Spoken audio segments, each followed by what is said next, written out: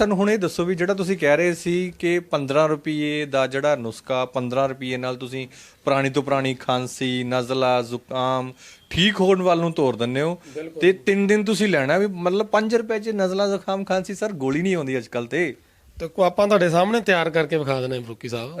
ਇਹਨੂੰ ਰਾਤ ਨੂੰ ਖੰਘ ਹੋ ਜਾਂ ਤੁਹਾਨੂੰ ਅਚਾਨਕ ਖੰਘ ਛਿੜ ਗਈ ਹੈ ਬਹੁਤ ਜ਼ਿਆਦਾ ਜ਼ੁਕਾਮ ਨਜ਼ਲਾ ਰਾਤ ਨੂੰ ਤੁਸੀਂ ਬਣਾ ਕੇ ਲਓ 10 ਮਿੰਟਾਂ 'ਚ ਤੁਹਾਨੂੰ ਰਿਜ਼ਲਟ ਮਿਲੂਗਾ ਜੀ। ਫਿਰ ਕਿਵੇਂ ਬਣਾਉਣਾ ਕਿਵੇਂ ਜੀ ਇਹ ਡਿਲੂਸ਼ਨ ਕਿਵੇਂ ਕਿਸ ਤਰੀਕੇ ਨਾਲ ਲਓ ਅਸੀਂ ਫਾਰਮੂਲਾ ਤਿਆਰ ਕਰਨ ਲੱਗੇ ਆ ਤੇ ਇਹ ਫਾਰਮੂਲਾ ਹੈ ਜਿਹੜਾ ਡਾਕਟਰ ਸਿੱਧੂ ਜਿਹੜੇ ਖੁਦ ਆਪ ਤਿਆਰ ਕਰਕੇ ਪਿਛਲੀ ਵਾਰ ਵੀ ਇਹਨਾਂ ਨੇ ਦੱਸਿਆ ਸੀ ਤੇ ਇਹਨਾਂ ਨੇ ਆਪ ਤਿਆਰ ਕਰਨਾ ਹੈ ਜਿਹੜਾ ਫਾਰਮੂਲਾ ਨੁਸਖਾ ਹੈ।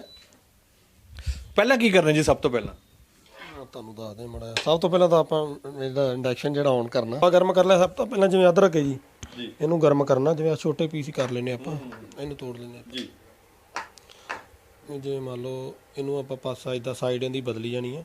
ਅੱਛਾ ਇਹਨੂੰ ਗਰਮ ਕਰਨਾ ਜੀ ਗਰਮ ਕਰਨਾ ਇਹਨੂੰ ਜੀ। ਅੱਛਾ ਬਸ ਫਿਰ ਗੈਸ ਗਰਮ ਹੋ ਜਾਣਾ ਨਾਲ ਆਪਾਂ ਜਿਵੇਂ ਆ ਮਲੱਠੀ ਹੈ ਜੀ ਜੀ ਆ ਇੱਕ ਸਾਈਡ ਤੇ ਕਰ ਲਓ ਉਹਨੂੰ ਮਲੱਠੀ ਦੇ 2-3 ਪੀਸ ਰੱਖ ਲੈਣੇ ਠੀਕ ਹੈ ਹਾਂਜੀ।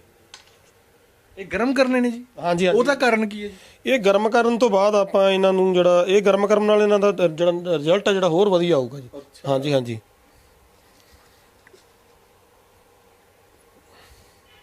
ਇਹ ਆਪਾਂ ਲੈ ਜੀ ਲੌਂਗ। ਅੱਛਾ ਲੌਂਗ ਕਿੰਨੇ ਕ ਲੈਣੇ ਨੇ ਲੌਂਗ ਅਗਰ ਇੱਕ ਬੰਦੇ ਅਡਲਟ ਵਾਸਤੇ ਅਸੀਂ ਗੱਲ ਕਰੀਏ 3 ਤੋਂ 4 ਬਹੁਤ ਆ ਜੀ ਵੈਸੇ ਆਪਾਂ 9-10 ਲੈ ਲਿਆ। ਇਹ ਆ ਗਈ ਜੀ ਆਪਣੀ ਕਾਲੀ ਮਿਰਚ। ਹਾਂਜੀ ਹਾਂਜੀ ਠੀਕ ਹੈ ਜੀ ਜੀ ਜੀ ਚਾਰੇ ਚੀਜ਼ਾਂ ਹੋ ਗਈਆਂ ਇਹਨੂੰ ਆਪਾਂ ਗਰਮ ਕਰ ਲੈਣਾ ਇਦਾਂ ਇਹਦੀ ਸਾਈਡ ਬਦਲ ਲੈਣੀ। ਅੱਛਾ ਮਤਲਬ ਇਹਨੂੰ ਕੋਸਾ ਕੋਸਾ ਕਰਦੇ ਰਹਿਣਾ ਜੀ। ਹਾਂਜੀ ਜੀ ਜੀ ਜਿੱਦਾਂ ਇਹ ਵੀ ਆਪਾਂ ਜਿਹੜੇ ਲੌਂਗ ਆ ਇਹਨੂੰ ਵੀ ਗਰਮ ਕਰ ਲੈਣਾ ਕਾਲੀ ਮਿਰਚ ਨੂੰ ਵੀ ਆਪਾਂ ਜਿਹੜਾ ਗਰਮ ਕਰ ਲੈਣਾ।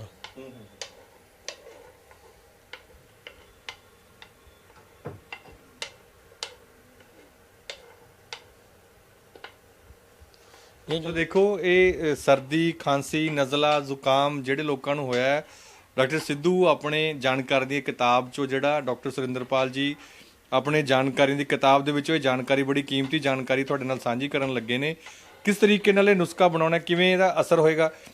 ਅੱਛਾ ਤੁਸੀਂ ਕਹਿ ਰਹੇ ਹੋ ਕਿ ਇਨਸਟੈਂਟ ਇਹਦਾ ਅਸਰ ਹੋਏਗਾ ਇਨਸਟੈਂਟ ਕਿਵੇਂ ਹੋ ਜਾਂਦਾ ਜੀ? ਬਿਲਕੁਲ ਜੀ ਇਹ ਲੈਂਦਿਆਂ ਸਾਰੀ ਇਹਨੇ ਜਿਹੜਾ ਆਪਣੇ ਫੇਫੜਿਆਂ ਦੇ ਵਿੱਚ ਕਿਸੇ ਤਰ੍ਹਾਂ ਦੀ ਇਨਫੈਕਸ਼ਨ ਆ ਜਿਹੜੀ ਫੇਫੜਿਆਂ ਦੇ ਵਿੱਚ ਜਿੰਦੇ ਕਰਕੇ ਆਪਾਂ ਨੂੰ ਖੰਘ ਜ਼ੁਕਾਮ ਨਜ਼ਲਾ ਆ ਰਿਹਾ ਜੀ ਇਹਨੇ ਇਨਸਟੈਂਟ ਆਪਾਂ ਨੂੰ ਜਿਹੜਾ ਕਿ ਠੀਕ ਕਰ ਦੇਣਾ। ਜਿਵੇਂ ਦੇਖੋ ਹੁਣ ਗਰਮ ਹੋ ਗਿਆ ਧੂਆਂ ਨਿਕਲਣ ਲੱਗ ਗਿਆ ਬਸ ਇੰਨਾ ਕੁ ਟਾਈਮ ਹੀ ਲੱਗਣਾ।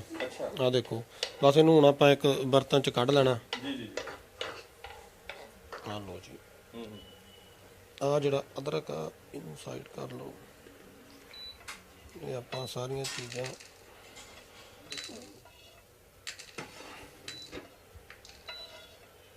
ਮਤਲਬ ਜਦੋਂ ਵੀ ਹਲਕਾ ਜਿਹਾ ਧੂਆਂ ਜਿਹਾ ਛੱਡਣ ਲੱਗ ਗਿਆ ਬਿਲਕੁਲ ਜੋ ਧੂਆਂ ਛੱਡਣ ਲੱਗ ਪਿਆ ਸਮਝੋ ਵੀ ਇਹ ਇਹਦਾ ਫ੍ਰੈਗਨੈਂਸ ਬੜੀ ਵਧੀਆ ਜੀ ਬਹੁਤ ਵਧੀਆ ਜੀ। ਇਹਦੇ ਧੂਏ ਨਾਲ ਹੀ ਨਾ ਤੁਸੀਂ ਮਰੀਜ਼ ਠੀਕ ਕਰਦੇ ਬਿਲਕੁਲ ਜੀ ਬਿਲਕੁਲ ਦੇਖੋ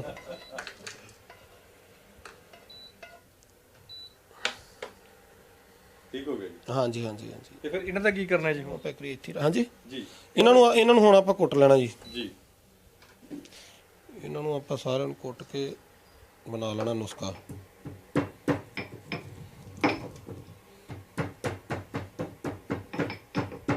ਇਹਨੂੰ ਚੰਗੀ ਤਰ੍ਹਾਂ ਪੀਸ ਕੇ ਇਹਦਾ ਆਪਾਂ ਪਾਊਡਰ ਬਣਾ ਲੈਣਾ ਫਰੂਕੀ ਸਾਹਿਬ। ਠੀਕ ਹੈ ਇਹ ਲਗਭਗ ਜਿਹੜਾ ਸਾਡਾ ਪਾਊਡਰ ਹੈਗਾ ਕਾਫੀ ਮਿਹਨਤ ਤੋਂ ਬਾਅਦ ਮੁਸ਼ੱਕਤ ਤੋਂ ਬਾਅਦ ਜਿਹੜਾ ਉਹ ਤਿਆਰ ਹੋ ਗਿਆ ਵਾ ਤੇ ਹੁਣ ਡਾਕਟਰ ਸਾਹਿਬ ਹੋਰਾਂ ਦਾ ਕਹਿਣਾ ਹੈ ਕਿ ਇਸ ਤੋਂ ਬਾਅਦ ਜਿਹੜਾ ਇਹਦੇ ਵਿੱਚ ਜਿਹੜਾ ਉਹ ਅਦਰਕ ਹੈਗਾ ਅਦਰਕ ਵੀ ਇਸੇ ਤਰੀਕੇ ਨਾਲ ਕੁੱਟਣਾ ਜੀ। ਬਿਲਕੁਲ ਜੀ ਬਿਲਕੁਲ ਇਹ ਆਪਾਂ ਪਹਿਲਾਂ ਹੀ ਕੁੱਟ ਲੈਣਾ ਜੀ ਕਿਉਂਕਿ ਜੇ ਅਦਰਕ ਜੇ ਆਪਾਂ ਪਹਿਲਾਂ ਕੁੱਟਿਆ ਤੇ ਉਹ ਜਿਹੜਾ ਮੈਂ ਕਹ ਲਈ ਵੀ ਉਹਦੇ ਚ ਆਪਾਂ ਰਸ ਕੱਢਣਾ ਅਦਰਕ ਦਾ ਤੇ ਉਹ ਗਿੱਲਾ ਹੋਊਗਾ ਜਿਹੜਾ ਫਿਰ ਸਾਰਾ ਪ੍ਰੋਸੈਸ ਜਿਹੜਾ ਇਹ ਜਿਹੜਾ ਉਹ ਅਸੀਂ ਭੁੰਨਿਆ ਹੋਇਆ ਅਦਰਕ ਹੈ ਅਦਰਕ ਜਿਹੜਾ ਆਪਾਂ ਗਰਮ ਕੀਤਾ ਸੀ। ਹਾਂਜੀ ਬਿਲਕੁਲ ਉਹੀ ਲੈ ਲਿਆ ਆਪਾਂ।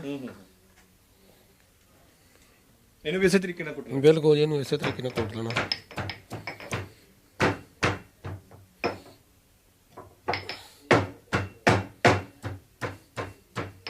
ਤਾਂ ਕਾਫੀ ਰਸ ਨਿਕਲਿਆ ਜੀ। ਬਿਲਕੁਲ ਜੀ ਰਸ ਹੀ ਆਪਾਂ ਨੂੰ ਚਾਹੀਦਾ ਜੀ। ਇਹਨੂੰ ਕੁੱਟ ਕੇ ਰੱਖ ਲੈਣਾ ਹੁਣ ਆਪਾਂ ਜੀ ਫਰੂਕੀ ਸਾਹਿਬ ਜਿਵੇਂ ਇਹਨੂੰ ਹੁਣ ਜਿਹੜਾ ਪਹਿਲਾਂ ਆਪਾਂ ਜਿਹੜਾ ਪੀਸਿਆ ਸੀ ਜੀ ਲੌਂਗ ਕਾਲੀ ਮਿਰਚ ਮੁਲੱਠੀ ਵਗੈਰਾ ਚਾਰੇ ਚੀਜ਼ ਜਿਹੜੀਆਂ ਹਾਂਜੀ ਇਹ ਤਿੰਨੇ ਚੀਜ਼ਾਂ ਜਿਹੜੀਆਂ ਹਾਂਜੀ ਇਹ ਆਪਾਂ ਛਾਣ ਲੈਣੀਆਂ ਹੁਣ। ਛਾਣਨੇ ਜੀ ਇਹਨੂੰ? ਹਾਂਜੀ ਜੀ ਜੀ ਜੀ ਜੀ।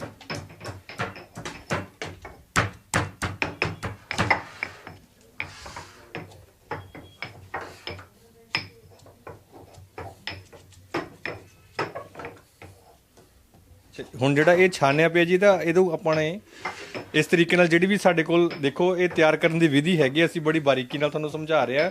ਇਹ ਜਿਹੜਾ ਬਿਲਕੁਲ ਤਿਆਰ ਹੋਇਆ ਪਿਆ ਇਹ ਪਾਊਡਰ ਹੈਗਾ ਮੁਲੱਠੀ, ਇਹਦੇ ਵਿੱਚ ਲੌਂਗ ਹੈਗੇ ਨੇ, ਕਾਲੀ ਮਿਰਚ ਹੈਗੀ ਹੈ। ਸੋ ਇਹ ਪਾਤਾ ਜੀ ਅਸੀਂ। ਪਾ ਦੋ ਫਰੂਕੀ ਸਾਹਿਬ ਇਹਨੂੰ ਆਪਾਂ ਇਹਦਾ ਘਰੇ ਆਮ ਆਪਣੇ ਘਰੇ ਆਟਾ ਛਾਣਨ ਦਾ ਜਿਹੜੇ ਆਪਾਂ ਛਾਣਨੀ ਹੁੰਦੀ ਹੈ ਜੀ ਜੀ ਜੀ ਜੀ ਪੌਣੀ ਕੋਈ ਕਹਿ ਦਿੰਦੇ ਆ। ਹਾਂਜੀ ਦੇਖੋ ਆਪਾਂ ਬੜਾ ਬਰੀਕ ਜਿਹਾ ਆ ਗਿਆ ਜੀ। ਬਿਲਕੁਲ ਜੀ ਬਿਲਕੁਲ ਇਹ ਬਰੀਕ ਹੀ ਆਪਾਂ ਨੂੰ ਚਾਹੀਦਾ। ਓਕੇ ਇਹਦੀ ਆਪਾਂ ਵਰਤੋਂ ਕਰ ਸਕਦੇ ਹਾਂ, ਇਹਨੂੰ ਸੁੱਟਣਾ ਨਹੀਂ। ਅੱਛਾ ਇਹਨੂੰ ਆਪਾਂ ਚਾਹ 'ਚ ਜਿਵੇਂ ਸਰਦੀ 'ਚ ਜਿਹੜੇ ਚਾਹ ਦੇ ਸ਼ੌਕੀਨ ਆ ਅੱਛਾ ਜੀ। ਇਹਨੂੰ ਆਪਾਂ ਚਾਹ 'ਚ ਪਾ ਕੇ ਵਰਤ ਸਕਦੇ ਹਾਂ। ਲਓ ਜੀ ਇਹ ਤਿਆਰ ਹੋ ਗਿਆ ਜਿਹੜਾ ਸਾਡਾ ਪਾਊਡਰ ਹੈਗਾ, ਪਾਊਡਰ ਤਿਆਰ ਹੋ ਗਿਆ ਜੀ ਫਿਰ। ਹਾਂਜੀ ਹਾਂਜੀ ਹਾਂਜੀ ਜੀ ਜੀ ਇਹਨੂੰ ਆਪਾਂ ਨਾ ਇਸ ਕਟੋਰੀ 'ਚ ਪਾ ਲੈਣਾ। ਤੁਸੀਂ ਆਪਣੀ ਇੱਛਾ ਅਨੁਸਾਰ ਜਿਹੜਾ ਲੌਂਗ ਹੈਗੇ ਨੇ, ਕਾਲੀ ਮਿਰਚ ਹੈਗੀ ਹੈ ਇੱਕ ਬੰਦੇ ਵਾਸਤੇ, ਔਰ ਜਿਹੜਾ ਮੁਲੱਠੀ ਹੈਗੀ ਆਪਣੇ ਤਰੀਕੇ ਨਾਲ ਇਹਨੂੰ ਤੁਸੀਂ ਯੂਜ਼ ਕਰ ਸਕਦੇ ਹੋ। ਤੇ ਹੁਣ ਉਸ ਤੋਂ ਬਾਅਦ ਇਹ ਆ ਗਿਆ ਜੀ। ਇਹਨੂੰ ਆਪਾਂ ਇਹ ਕੱਢਦੇ ਆਂ ਆਪਾਂ ਬਾਹਰ। ਜੀ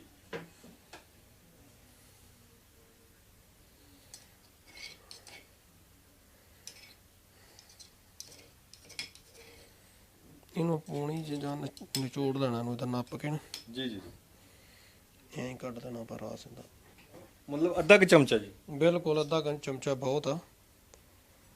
ਓਕੇ ਹਾਂਜੀ